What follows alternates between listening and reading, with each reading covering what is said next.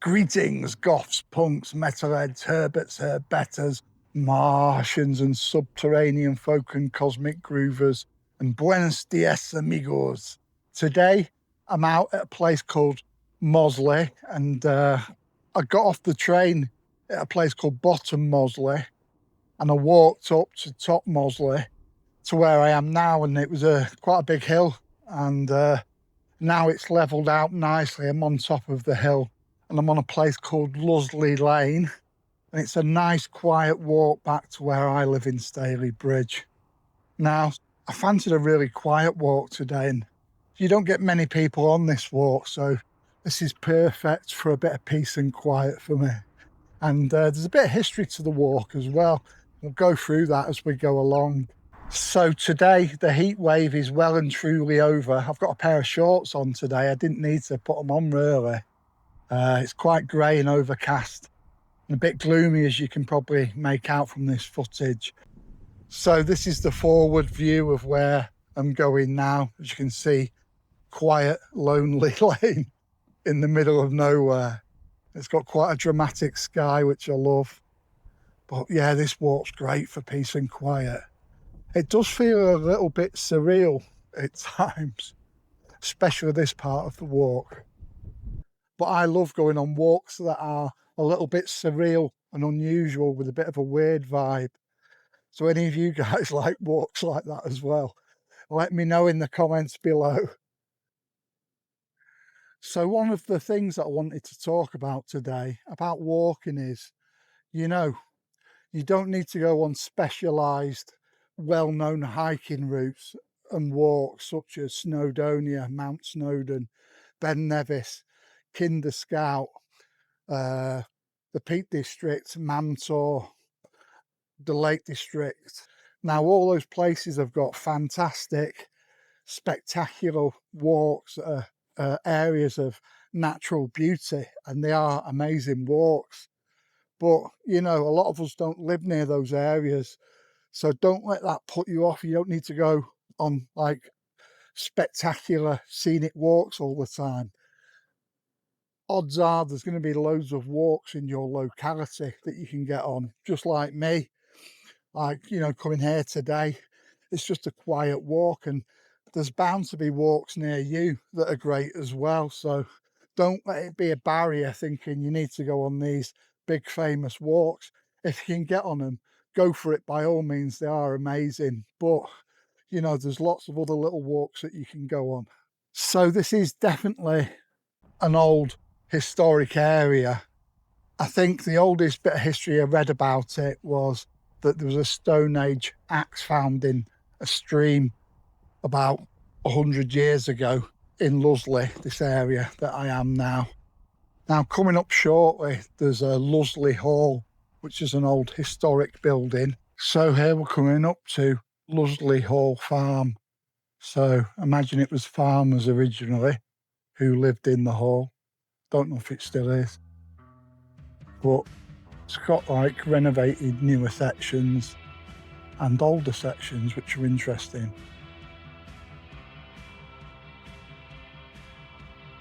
Beautiful old building. And you can tell the age of this because it's got these stone window frames, which are known as mullion windows. Beautiful this. Look at this side of it.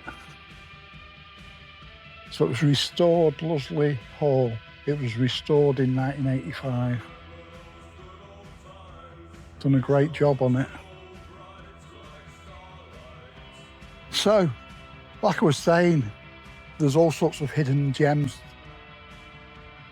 that you wouldn't know about if you don't get out walking. So again, we've got these old gates here. It says Lusley Hall. Very nice.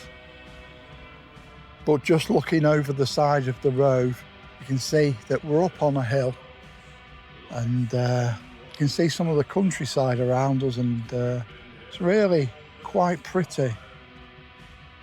So we're now coming up to a very old pub, the Hare and Hounds.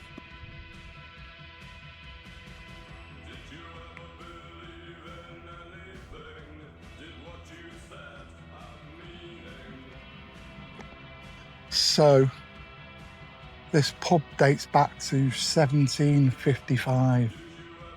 So as you can guess, it's really old. It's seen a lot of history, this pub, and it's a really nice pub to stop for a drink if you're on a walk. So Lusley Lane continues on past the pub for quite a long way, a couple of miles to Staley Bridge now. And it's just this long lane most of the way, but we're gonna divert across the fields a bit and down the track because you can get quite a few vehicles down this side of it going past you, and it's a bit more scenic if I go across the fields. There's the old foxglove plants, poisonous. You get a lot of them in this area.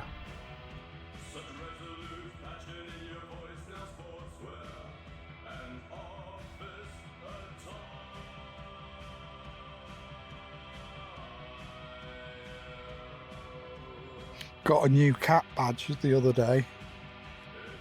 I really liked it. And I don't know if I've shown you, I don't think I have. This is a pendant I made. And it's made from a few old clock keys that I picked up from a second-hand shop, well, a charity shop. But I thought with them being small keys, they'd look quite nice on a pendant as like a necklace. Right, I think we're going to get off this lane now because you do get quite a few vehicles on here. Now, with the days of Amazon and eBay, even these little remote houses are getting deliveries, which I don't blame them. I use eBay and Amazon.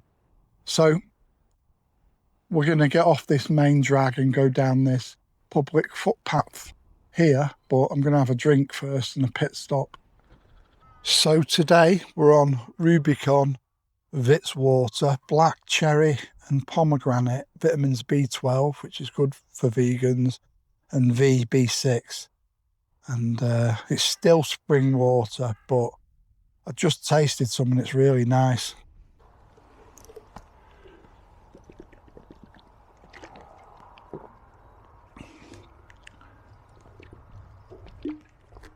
So with me, I'm out every day walking for my health.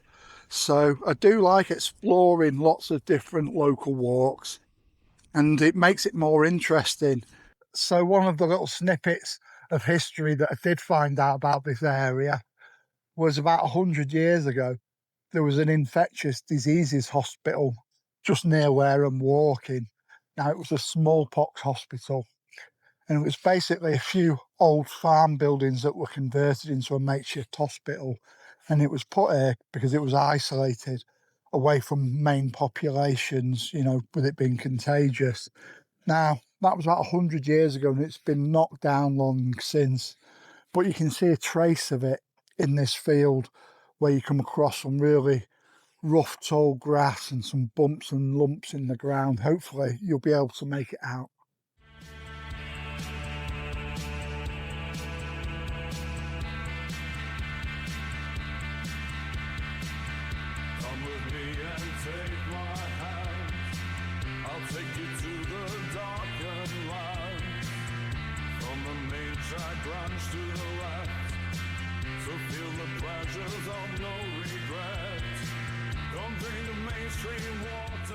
So these bumps in the field where these tall brambles are, and down there, this is all that remains of where the smallpox hospital was.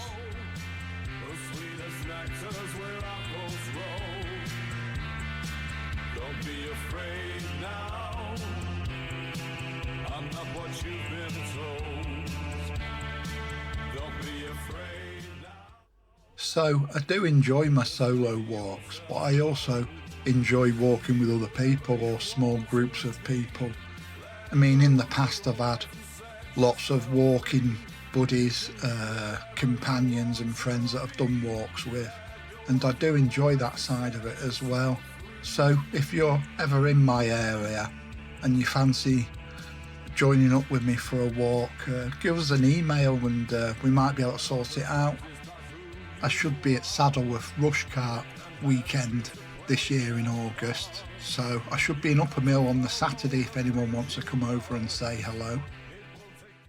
Right, surprise, surprise, I'm at home filming now. I actually had a technical issue from that point, what you last seen in the video outdoors.